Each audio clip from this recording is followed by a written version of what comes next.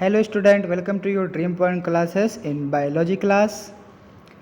Student आज हम biology के चैप्टर फर्स्ट जैव प्रक्रम लाइफ प्रोसेस के बारे में बात करने वाले हैं आज के इस नए सेशन और नए बायोलॉजी क्लास में। स्टूडेंट आप सभी लोग लाइफ प्रोसेस जानते ही होंगे। आई थिंक आप लोगों ने पिछली भी क्लास में इसे पढ़ा होगा बहुत ही अच्छे तरीके से। तो आप लोगों को तो इस चैप्टर में कोई समस्या नहीं आना चाहिए, क्योंकि पिछली क्लास में कुछ ऐसे भी चीज़ें आप लोगों को पढ़ाया गया है बायोलॉजी में जो आपके इस चैप्टर में भी है। तो हम समय ना गवाते हुए स्टार्ट करते हैं कि जैव प्रक्रम लाइफ प्रोसेस होता क्या है, व्हाट इज लाइफ प्रोसेस। और आप इस चैप्टर से जितने भी बोर्ड एग्जामिनेशन में प्रश्न आते हैं उसे हम कैसे लिखेंगे, आज हम ये सभी आज के क्लास में डिस्कस करने वाले हैं। तो चलिए हम लेट्स स्टार्ट करते हैं। स्टूडेंट हम बात करते हैं जैव प्रक्रम होता क्या है, व्हाट इज लाइफ प्रोसेस। तो देखिए हमारे शरीर में ऐसे बहुत सारे अंग हैं जो हमारे शरीर को मेंटेन रखने के लिए, उसकी सुरक्षा करने के लिए वो उपस्थित होते हैं। जैसे आप अगर घर में हैं तो आपकी देखभाल करने के लिए आपके माता पिता भाई बहन बहुत सारे अन्य प्रकार के परिवार आपके साथ होते हैं। अगर आपके घर का देखभाल करना हो तो उसके लिए सिक्योरिटी गार्ड, माली और भी कई सारे नौकर चाकर रहते हैं। क्या करते हैं, वो उस बिल्डिंग को आपको मेंटेन रखते हैं। तो उसी प्रकार से हमारे शरीर को मेंटेन करने के लिए कुछ ऐसे अंग होते हैं, कुछ ऐसे प्रोसेस होते हैं, ऐसे प्रक्रिया होते हैं जिसे हम जैव प्रक्रम कहते हैं। तो हम कह सकते हैं वे सभी प्रक्रम जो सम्मिलित रूप से अनुरक्षण का कार्य करते हैं वो जैव प्रक्रम कहलाते हैं। और वो जैव प्रक्रम होते कौन कौन है, तो देखिए पोषण होता है, कौन होता है, पोषण होता है, श्वसन होता है, परिवहन होता है, उत्सर्जन होता है। ठीक, तो पोषण, श्वसन, परिवहन, उत्सर्जन। और पोषण के अंदर ही आता है दोस्तों पाचन। ठीक है, पोषण के अंदर ही आता है पाचन। जैसे कि यहाँ पे आपको फिगर दिख रही होंगी, देख सकते हैं क्या है, न्यूट्रिशन है, ट्रांसपोर्टेशन है, रिस्पिरेशन है, एक्सक्रीशन है, रिप्रोडक्शन है, मेटाबॉलिज्म है। ये क्या है, सब लाइफ प्रोसेस के पार्ट होते हैं। तो लाइफ प्रोसेस जो होता है, लाइफ प्रोसेस को हिंदी में हम जैव प्रक्रम कहते हैं। ओके, समझ में आ रही है बात। तो क्या है, ये वो प्रक्रम है जो पूरे सम्मिलित रूप से हमारे शरीर का क्या करते हैं, अनुरक्षण करते हैं, यानी कि उसकी देखभाल करते हैं, मेंटेन करते हैं। तो उसी प्रक्रिया को हम जैव प्रक्रम कहते हैं। ठीक है, जिसमें हमें पढ़ना क्या है, पोषण पढ़ना है और इसके साथ साथ हमें पाचन भी पढ़ना। ओके जी, क्या पढ़ना, इसके साथ साथ हमें पाचन भी पढ़ना होगा। ठीक, फिर उसके बाद आता है श्वसन, फिर परिवहन और उत्सर्जन। ठीक है, तो हम सबसे पहले क्या करेंगे, सबसे पहले हम पोषण के बारे में जानकारी लेंगे। ठीक है, तो चलिए हम आगे बढ़ते हैं। क्या आता है हमारा पोषण। अब देखिए ये पोषण, पोषण क्या होता है, पोषण को हम कहते हैं इंग्लिश में न्यूट्रिशन। ओके, न्यूट्रिशन ये ऐसे खाद्य पदार्थ होते हैं जो मनुष्य क्या करते हैं, इसे ग्रहण करते हैं। मनुष्य हो या जीव जंतु हो, पेड़ पौधे हो, ये सभी क्या करते हैं, उसे ग्रहण करते हैं, जिससे हमारे शरीर में एक एनर्जी उत्पन्न होता है, ऊर्जा मिलता है, उसी से हमारा जो बॉडी होता है चलता है। अगर आप महीना 2 महीना या हफ्ते 2 हफ्ते अगर आप खाना पानी सब बंद कर दें तो आपका क्या होगा, आपके शरीर के अंदर एक लूचपन हो जाएगा और आप वीकनेस में पड़ जाएंगे। तो उसे कंप्लीट करने के लिए और हमारे शरीर को फिट एंड फाइन बनाने के लिए हमें पोषण की आवश्यकता पड़ती है। हमें कुछ खाद्य पदार्थ खाने होते हैं, भोजन खाते हैं, पानी पीते हैं और भी कई सारे अन्य प्रकार के विटामिन, प्रोटीन, मिनरल से भरे हुए खाद्य पदार्थ को हम ग्रहण करते हैं। ठीक है, तो इसको हम लिख सकते हैं जीवों द्वारा ग्रहण किए गए भोज्य पदार्थ है, अन्य खाद्य पदार्थ का पाचक कर इससे ऊर्जा का अवशोषण करके उसका उपयोग शरीर को वृद्धि और विकास में करना पोषण कहलाता है। तो क्या कहा जा रहा है, जो जीवों द्वारा ग्रहण किए जाते हैं ऐसे भोज्य पदार्थ जो अन्य खाद्य पदार्थ होते हैं जो पाचक कर उसके अंदर से ऊर्जा को अवशोषित करते हैं। यानी कि उस भोजन से अंदर जो हमें ऊर्जा मिलता है उसे हम सभी मानव जीव क्या करते हैं, अवशोषित करते हैं, उसे हम लेते हैं और उसका उपयोग कर हमारे शरीर में वृद्धि और हमारे शरीर का विकास होता है। तो उसी को हम पोषण कहते हैं। ठीक, पोषण को भी दो प्रकार में बांटे गए हैं। कितने प्रकार में? पोषण को दो प्रकार में बांटे गए हैं। पहला होता है स्वापोषण और दूसरा परपोषण। ठीक है, पहला क्या होता है? स्वापोषण और दूसरा परपोषण। अगर हम स्वापोषण की बात करते हैं तो स्वापोषण ये होते हैं जो जीव जंतु अपने भोजन को स्वयं बनाते हैं। ठीक है, जीव जंतु अपने भोजन को स्वयं बनाते हैं, वह स्वापोषण होते हैं। ठीक, परपोषण क्या होते हैं? ऐसे जीव जंतु जो अपने भोजन को स्वयं ना बनाते हैं, वो किसी दूसरे के द्वारा बनवाते हों और वहीं से उसे ग्रहण करते हों, तो वो परपोषी में आते हैं। इतने आपको समझ में आई बात। स्वापोषी क्या होते हैं? ऐसे जीव जंतु जो अपने पोषण को स्वयं बनाते हैं, जैसे पौधे, ये अपने भोजन को स्वयं बनाते हैं। ठीक, परपोषी ऐसे जीव जंतु जो अपने भोजन को स्वयं ना बनाकर किसी दूसरे के ऊपर निर्भर होते हैं, जैसे मानव, तो किस में आते हैं? परपोषण में आते हैं। ठीक है, तो इसे हम लिखेंगे कैसे, हम आगे देखते हैं। तो इसको हम कुछ इस प्रकार से लिख सकते हैं। स्वापोषण क्या है? वह जैव प्रक्रम जिससे जीव अपने भोजन का निर्माण स्वयं करते हैं, स्वापोषण कहलाता है। क्या कहते हैं? वह जो जीव अपने भोजन को स्वयं बनाते हैं वह स्वापोषण कहलाता है। ठीक, जैसे हरी पादप तथा पेड़ पौधे, जो पेड़ पौधे होते हैं अपने भोजन को स्वयं बनाते हैं। कैसे बनाते हैं? प्रकाश संश्लेषण की प्रक्रिया द्वारा अपना भोजन ये बनाते हैं। ठीक, फिर आता है परपोषण। हम इसे लिखेंगे, वह जैव प्रक्रम जिसमें जीव अपने भोजन का निर्माण स्वयं ना करके दूसरे जीवों द्वारा क्या होता है, निर्मित किए गए भोज्य पदार्थ से पोषण प्राप्त करते हैं, वो परपोषण कहलाते हैं। ठीक, तो इस प्रकार से अगर बोर्ड पेपर में पूछेगा तो इस प्रकार से इसको हम लिखेंगे। अब बात आता है, जो ये परपोषण होता है ये 3 प्रकार में बांटे गए हैं। कितने प्रकार में? 3 प्रकार में ये बांटे गए हैं। पहला होता है प्राणी समभोजी पोषण, दूसरा मृत्योपरजीवी पोषण और तीसरा परजीवी पोषण। तो हम इसमें एक एक टॉपिक में बात करेंगे। ठीक है, तो प्राणी समभोजी पोषण वो होते हैं जो अपने भोजन को स्वयं ना बनाकर किसी दूसरे पर निर्भर होते हैं। कोई दूसरा बनाता है तब क्या करते हैं? मानव से ग्रहण करते हैं। तो ऐसे जो जीव जंतु आते हैं जो किसी दूसरे पर निर्भर होते हैं, किसी दूसरे के द्वारा बनाए गए भोजन को वो क्या करते हैं? अवशोषित करते हैं, उससे वो ग्रहण करते हैं। तो किस में आते हैं? प्राणी समभोजी पोषण में। क्लियर? किस में आएंगे? प्राणी समभोजी पोषण में। फिर मृत्योपरजीवी क्या होता है? ऐसे जीव जंतु जो मरे हुए चीज़ों से अपने भोजन को ग्रहण करते हैं। ठीक है, वो मृत्यु परजीवी होते हैं। ठीक, और परजीवी होते हैं ऐसे जीव जंतु जो अपने भोजन को किसी जीवित लोगों से प्राप्त करते हैं। जैसे जुआ होता है, वो जीवित लोगों से अपने भोजन को प्राप्त करता है, जैसे कि मानव। तो मानव भी जीवित होता है और जो जुआ होता है वो भी क्या होता है? जीवित होता है। तो इस प्रकार से दोनों क्या होते हैं? दोनों जीवित होते हैं। तो अपने भोजन को किसी जीवित लोगों के माध्यम से ही अपने भोजन को ग्रहण करते हैं, तो परजीवी पोषण में आते हैं। ठीक है, बात आता है अगर ये पेपर में पूछेगा तो हम लिखेंगे कैसे, तो आगे हम समझते हैं। तो इसको हम इस प्रकार से लिखेंगे। ठीक है, प्राणी समभोजी पोषण में क्या लिखेंगे?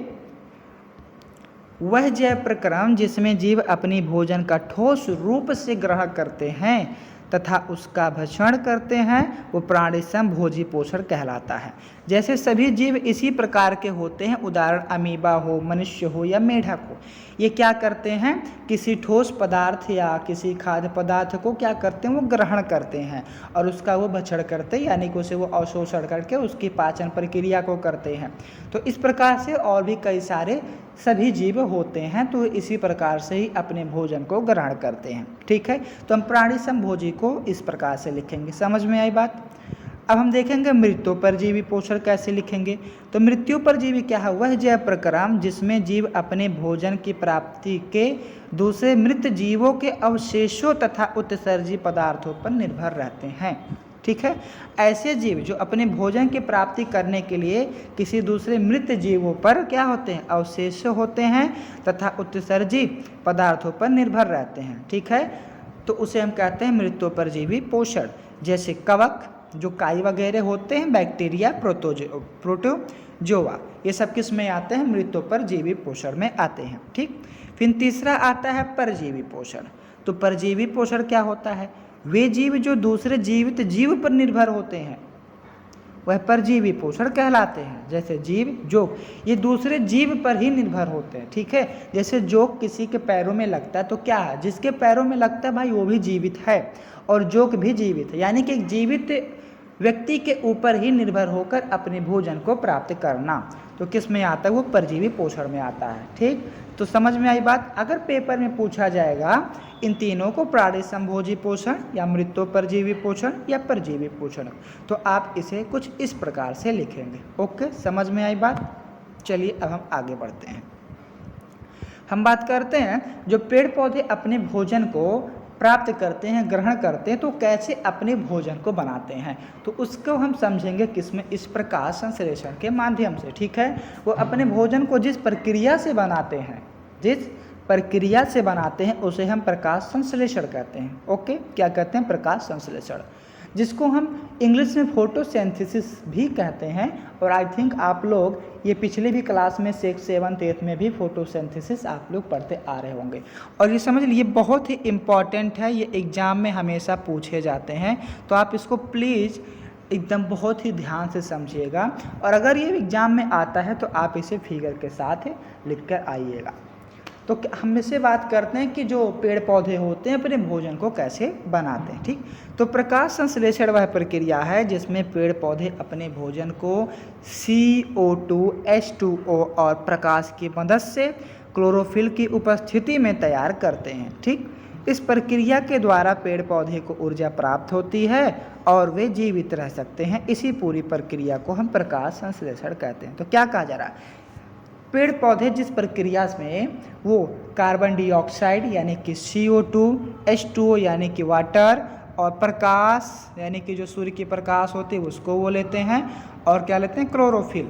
अब क्लोरोफिल के कारण ही जो पेड़ पौधे की पत्तियां होती हैं वो हरी होती हैं, ठीक है। तो क्या लेते हैं, कार्बन डाइऑक्साइड, H2O यानी कि जल और प्रकाश और क्लोरोफिल, इतने 4 चीज़ों के माध्यम से ये अपने भोजन को ग्रहण करते हैं। और जिस प्रक्रिया से ये ग्रहण करते हैं उसे हम प्रकाश संश्लेषण कहते हैं, ठीक है। जिसके हम फार्मूले को कुछ इस प्रकार से लिख सकते हैं, 6CO2 and 12H2O and C6H12O6 and 6O2 and 6H2O, ठीक है। इसको अब इस प्रकार से इस रूल को लिखेंगे। इसमें देखिए आपके लिए बहुत ही प्लस पॉइंट है, आप इसे ज़रूर पेपर में लिख के आइएगा, ठीक है। अब हम इसे कुछ फिगर के माध्यम से समझते हैं। जैसे आप देखिए क्या है, कार्बन डाइऑक्साइड, जो पेड़ पौधे होते हैं कार्बन डाइऑक्साइड को लेते हैं, ठीक, और क्या लेते हैं, वाटर लेते हैं, फिर क्या लेते हैं, सनलाइट लेते हैं, क्लोरोफिल लेते हैं, ठीक है। ये 4 चीज़ें लेते हैं। फिर इन चारों को लेने के बाद ये हमें ग्लूकोज और ऑक्सीजन क्या करते हैं, देते हैं, ठीक है। मानो जब कार्बन डाइऑक्साइड को छोड़ता है तो क्या कहते हैं, जो पेड़ पौधे होते हैं, पेड़ पौधे उस कार्बन डाइऑक्साइड को वो क्या करते हैं, ग्रहण कर लेते हैं, ठीक है। और ग्रहण करने के बाद फिर वो हम सभी मानव को क्या करते हैं, ऑक्सीजन देते हैं और ग्लूकोज देते हैं, ठीक है। और पत्तियां आपको देख रहे हैं हरी दिख रही ना, तो पत्तियां ये हरा क्यों होता है, तो ये क्लोरोफिल के कारण हरा होता है, ठीक। तो चलिए आगे हम समझते हैं प्रकाश संश्लेषण के लिए आवश्यक पदार्थ क्या क्या होते हैं। तो जैसे कि आप लोगों ने प्रकाश संश्लेषण पहले ही पढ़ा है, प्रकाश लेते हैं पेड़ पौधे, क्लोरोफिल लेते हैं, जल लेते हैं और कार्बन डाइऑक्साइड लेते हैं। तो उन्हीं के लिए क्या क्या आवश्यकता होता है, तो देखिए सूर्य का प्रकाश आवश्यकता होता है, कार्बन डाइऑक्साइड आवश्यकता होता है, जल आवश्यकता होता है और क्लोरोफिल आवश्यकता होता है, ठीक है। ये प्रकाश संश्लेषण के लिए आवश्यक पदार्थ होते हैं पेड़ पौधों के लिए, ठीक है। अब बात आता है प्रकाश संश्लेषण के प्रक्रिया के चरण क्या होते हैं। तो देखिए क्लोरोफिल द्वारा प्रकाश ऊर्जा को अवशोषित करता, क्या करता है, क्लोरोफिल के द्वारा जो पेड़ पौधे होते हैं उन्हें जो सूर्य की प्रकाश मिलते हैं उसे वो अवशोषित करते हैं, यानी कि उसे वो ग्रहण कर लेते हैं, ठीक। फिर प्रकाश ऊर्जा को रासायनिक ऊर्जा में रूपांतरित करते हैं। फिर जो प्रकाश ऊर्जा होता है वो पेड़ पौधे अपने अंदर एक रासायनिक ऊर्जा में क्या करते हैं, रूपांतरित करते हैं, उसको अंदर करते हैं। ठीक। फिर जल के अरबों को हाइड्रोजन तथा ऑक्सीजन में अपघटन करते हैं। फिर जल के जो अरबों होते हैं उसका क्या करते हैं, हाइड्रोजन और ऑक्सीजन में अपघटन कर देते हैं। ठीक है। फिर वो कार्बन डाइऑक्साइड तथा कार्बोहाइड्रेट में अपचयन करते हैं। ठीक है, क्या करते हैं, इसके साथ वो अपचयन करते हैं। तो ये पूछा जाता है, अक्सर पेपर में आता है, प्रकाश संश्लेषण के प्रक्रिया के चरण। तो अगर पूछा जाएगा तो आप इसे कुछ इस प्रकार से लिखेंगे। ओके, तो चलिए अब हम कुछ और फिगर के माध्यम से समझते हैं। जो फोटोसिंथेसिस होते हैं, प्रकाश संश्लेषण, ये पेड़ पौधे अपने भोजन को किस प्रकार से ऑब्जर्व करते हैं। तो जो कि आपके सामने स्क्रीन पे चित्र दिख रहे होंगे, देखिए यहाँ पे आपका सूर्य है। अब सूर्य की जो प्रकाश है पेड़ पौधे पे पड़ रही है। ठीक है। अब पेड़ पौधों के अंदर एक पदार्थ पाए जाते हैं जिसे कहते हैं क्या, क्लोरोफिल। ठीक है। तो क्लोरोफिल के माध्यम से जो सूर्य की प्रकाश है वो क्या होता है, अवशोषित होते हैं। ठीक।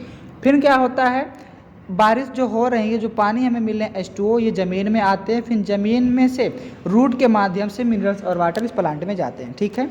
और जो मानव कार्बन डाइऑक्साइड यानी कि CO2 वो छोड़ते हैं ना, क्या, CO2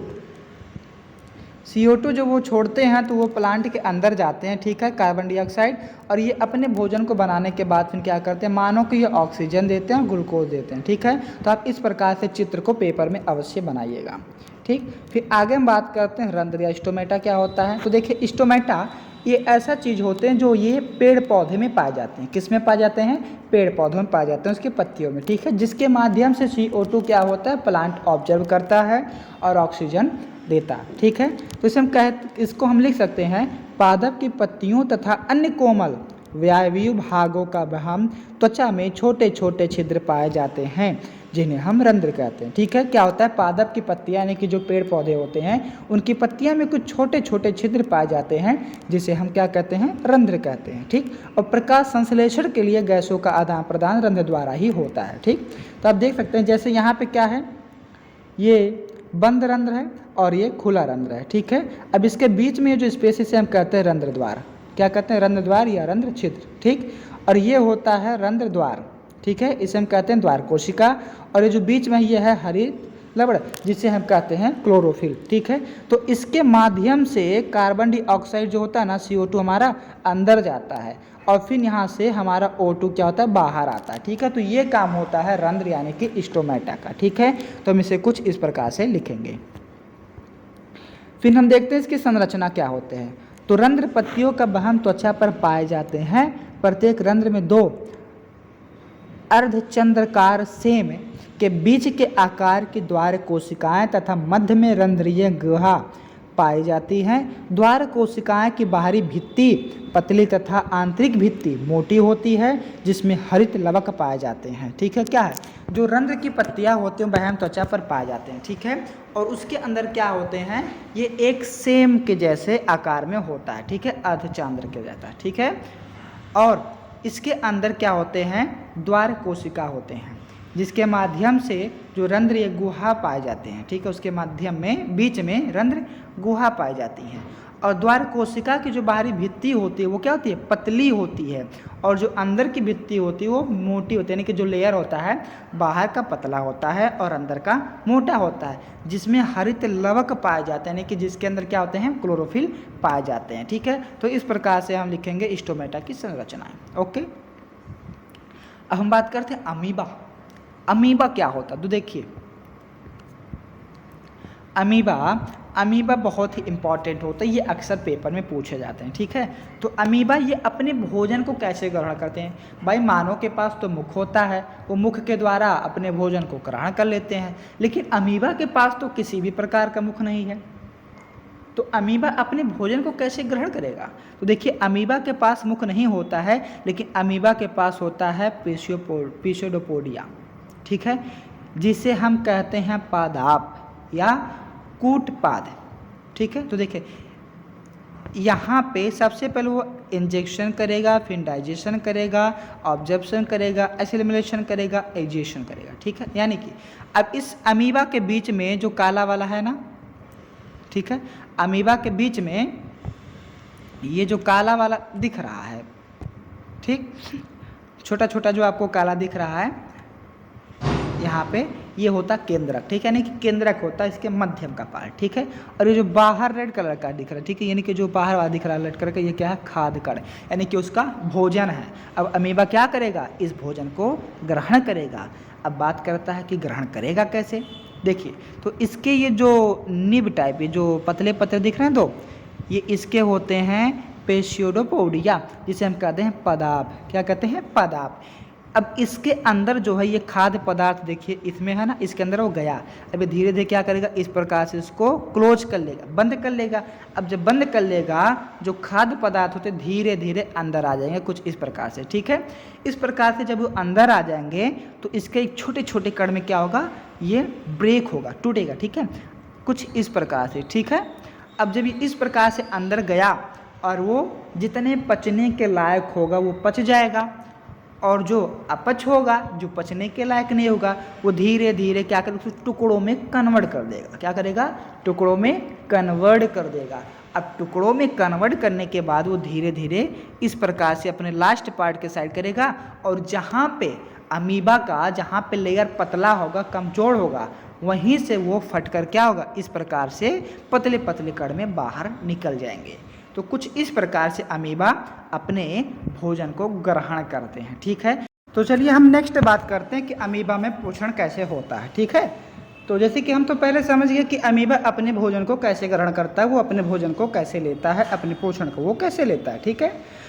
तो अब बात आता है कि हम अमीबा में पोषण जो हो रहा है उसे हम कैसे लिखेंगे पेपर में, ठीक है। तो उसे हम कुछ इस प्रकार से लिखेंगे। तो पहला क्या करता है, वो अंत ग्रहण करता है, जिसे हम लिखेंगे इस प्रक्रिया के माध्यम से अमीबा अपना भोजन ग्रहण करता है, ठीक है। और प्रारंभ में यह अपने स्यूडोपोडिया को बाहर ढकेलता है ताकि यह भोजन को घेर सके, ठीक।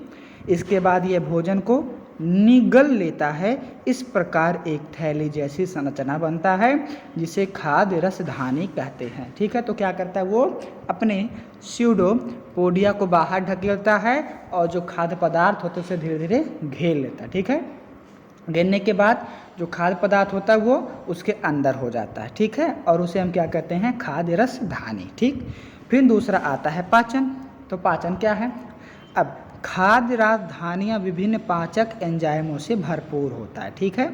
और ये एंजाइम बड़े अघुलनशील खाद्य पदार्थ को तोड़ देते हैं, ठीक है, यानी कि जो ठोस पदार्थ होता है उसे वो बहुत ही घुलनशील तोड़ देते हैं, ठीक। अब देखिए, इसे तोड़ देते हैं, फिर जिसके परिणाम स्वरूप सरल घुलनशील अणु उत्पन्न होते हैं, ठीक है। फिर क्या होते हैं, अणु उत्पन्न होते हैं, ठीक। अब इस प्रकार से ये अंत ग्रहण करता है और पाचन करता है। फिर उसके बाद हम क्या लिखेंगे, अवशोषण। अवशोषण में क्या होता है, ये पचे हुए खाद्य पदार्थ को जीव द्रव में अवशोषित करने की प्रक्रिया है जिससे अपचित खाद्य पदार्थ निकल जाता है, ठीक है। अब जो पचने के लायक होता है वो तो पच जाता है, और जो ना पचने के लायक होता है वो निकल जाता है, ठीक है। और कभी कभी अमीबा बड़े मात्रा में भोजन अवशोषण कर लेते हैं। क्या होता है, कभी कभार ये बड़े भोजन को भी क्या करते हैं, अवशोषित कर लेते हैं, ठीक है। फिर है आत्मशतीकरण। क्या होता है, इस प्रक्रिया के दौरान जो अवशोषित भोजन को उत्पायन होता है उसके विकास आदि के लिए उपयोग ऊर्जा भी किया जाता है, ठीक है। अब जो भाई उसमें ऊर्जा मिलेगा वो भी वो लेगा ना, ठीक। फिर है निष्कासन। अब निष्कासन क्या है, अंत में कोशिका झिल्ली टूट जाती है जिससे अपचित भोजन पदार्थ शरीर से बाहर निकल जाता है, ठीक है। अब जितने पचने के लायक तो पचा, अब जो नहीं पचा, जो डाइजेस्ट नहीं हुआ, उसे क्या करेगा, वो बाहर निकाल देता है। तो किसके माध्यम से, निष्कासन के माध्यम से। तो हम इसके पोषण को कुछ इस प्रकार से लिखेंगे, ठीक है। चलिए अब हम आगे बढ़ते हैं। तो बात करते हैं जंतुओं तथा मानव में पोषण, ठीक है। तो जिस प्रकार से अमीबा में अंतग्रहण था उसी प्रकार से इसमें भी सेम होते हैं, ठीक है। बात ये होता है कि जो भोजन होते हैं ना उसे आहार नाल में पहुंचाने की प्रक्रिया को हम अंतग्रहण कहते हैं, ठीक है। फिर पाचन, जो ठोस जटिल बड़े बड़े अघुलनशील अणु होते हैं उसे वो निर्मित कर्ण में पाचन कहते हैं, ठीक है। और जो अवशोषण होता है, कोशिकाओं द्वारा पचे हुए भोजन को अपने भीतर सोख लेने की जो प्रक्रिया होती है उसे अवशोषण कहते हैं, ठीक है। उसके बाद जो स्वांगीकरण होता है, कोशिकाओं के भीतर जो पचे हुए भोजन से नए जीव द्रव के संश्लेषण की प्रक्रिया या फिर संचित भोजन ऑक्सीजन के फलस्वरूप ऊर्जा मुक्ति की प्रक्रिया जो होती है उसे हम स्वांगीकरण कहते हैं। ठीक है, यानी कि भाई हम खाएंगे तो हमें कुछ ना कुछ मिलेगा ना, ऊर्जा मिलेगा, प्रोटीन मिलेगा, विटामिन मिलेगा, कार्बोहाइड्रेट मिलेगा, तो उन सभी को हम क्या करेंगे, जिससे मुक्ति की प्रक्रिया हो वो क्या होगा, स्वांगीकरण होता है। ठीक है, फिर है बहिष्करण। तो भाई जो पच गया, जो नहीं पचा क्या वो पेट में रहेगा, नहीं रहेगा, अमाशय में नहीं रहेगा, जो नहीं पचेगा। तो जो नहीं पचता है उस खाद्य पदार्थ को हम बहिष्करण के माध्यम से क्या करते हैं, बाहर त्याग देते हैं, और हम क्या करते हैं, मल के रूप में अनपचे भोजन के गुर्द के द्वारा शरीर से बाहर त्याग करने की प्रक्रिया को बहिष्करण कहते हैं। ठीक है, समझ में आई। तो ये इस प्रकार से होते हैं जंतुओं तथा जीव में पोषण। ठीक, तो आई थिंक आपको समझ में आ गए होंगे। तो चलिए, बहुत बहुत धन्यवाद आपको हमारे इस वीडियो को देखने के लिए। आप इसी प्रकार से हमारे इस चैनल में बने रहें, और आप चैनल को प्लीज़ लाइक करें, सब्सक्राइब करें एंड शेयर करें, जिससे आपके सहायता से और भी कई सारे बच्चों को मदद मिल सके। तो चलिए, अब हम फिर मिलते हैं अगले क्लास में इस चैप्टर के दूसरे पार्ट में पाचन प्रक्रिया के साथ। तो धन्यवाद, खुश रहें, मस्त रहें, स्वस्थ रहें।